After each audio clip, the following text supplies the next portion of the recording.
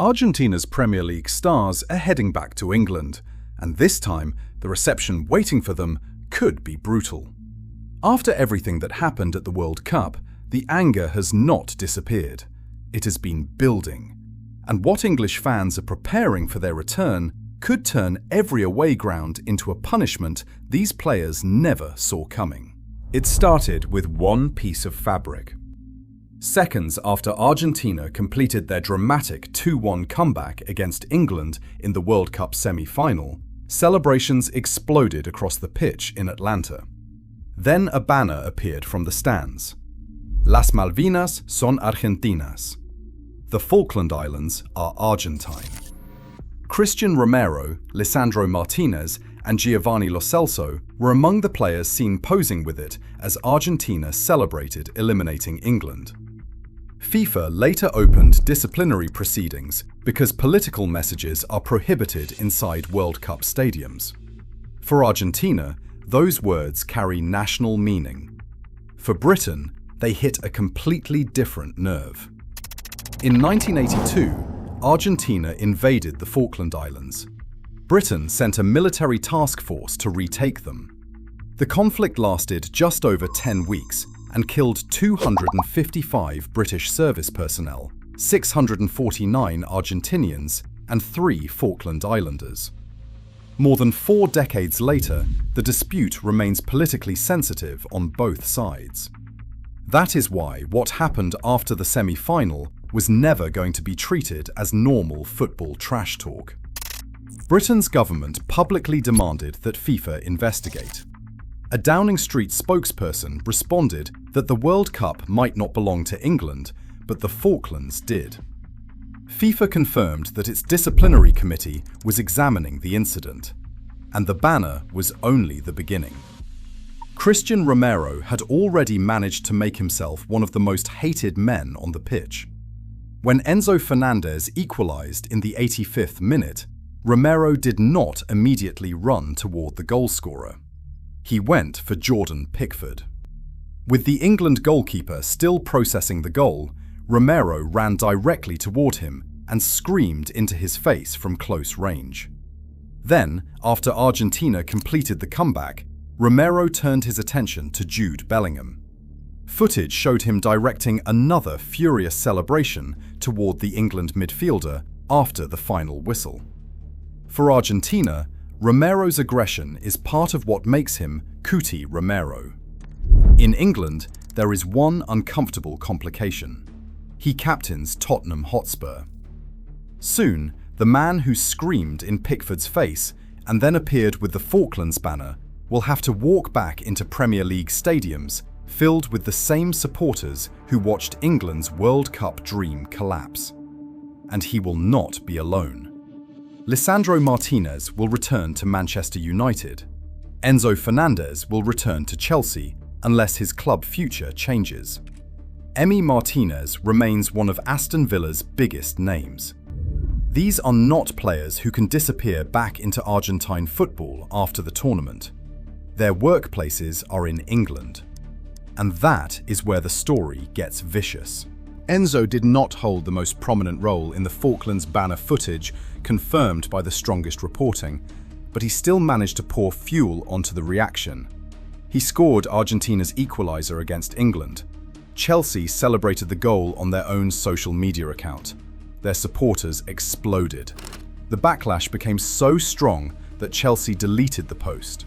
Then, Enzo posted his own celebration. He used Wonderwall, the Oasis song that had become closely associated with England's tournament, over images of Argentina's victory. The post was widely interpreted as a direct troll of English supporters, and the music was later removed. One incident could be dismissed as emotion. Then another arrived. Then another. And English supporters were keeping score. Before we continue, subscribe to the World Cup Whistleblower, because FIFA punishment may still be coming. But the punishment waiting inside England could become much more personal.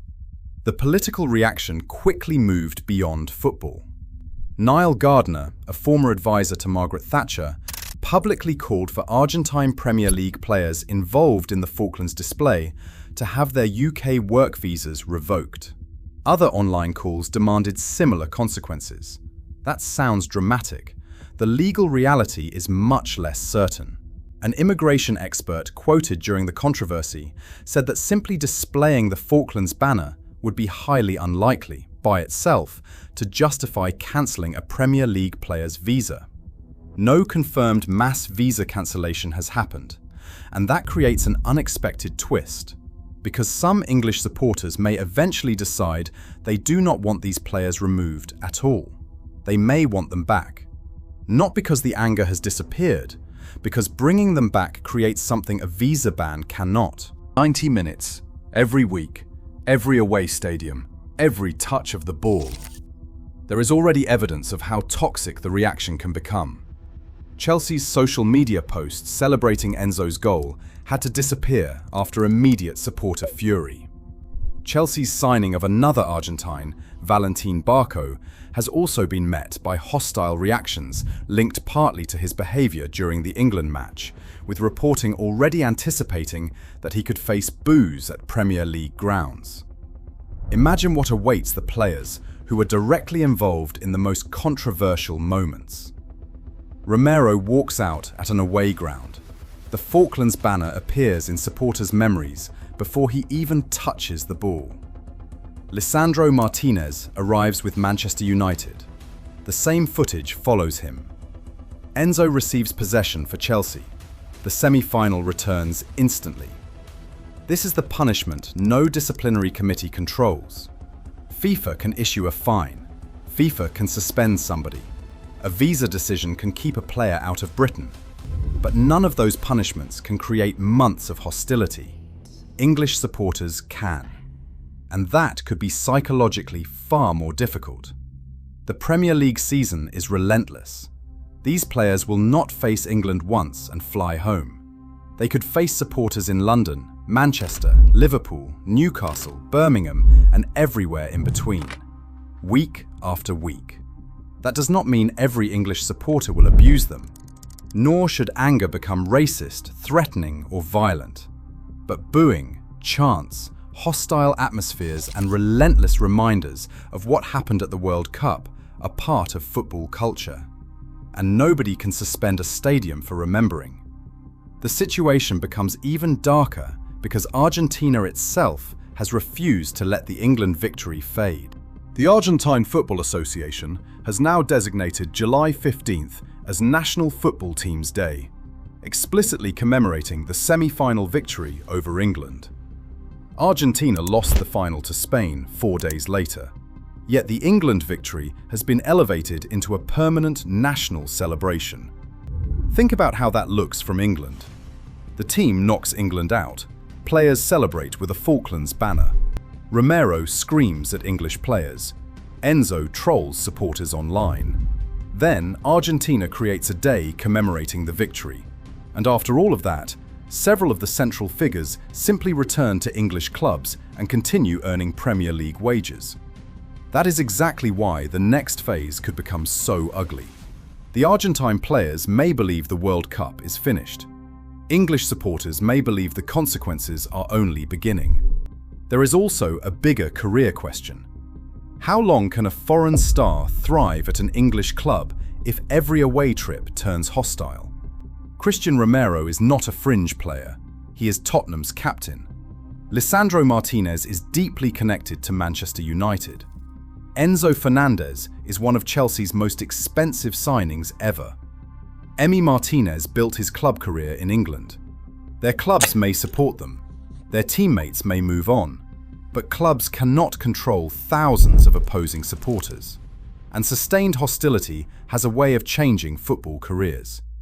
Maybe nothing happens. Maybe the first weekend arrives, a few chants are heard, and the anger fades. That is possible. But if it does not, if every Romero tackle brings the same response, if every Enzo away match becomes another opportunity to remind him what happened in America, if the Falklands banner follows these players for months rather than days, then the real punishment may have nothing to do with FIFA, Parliament, or immigration law. It may simply be returning to work. Argentina's stars wanted to celebrate England's elimination. They did. They wanted the world to see their message. The world saw it. Now they have to come back to the country that received it. And English fans finally get their turn to respond.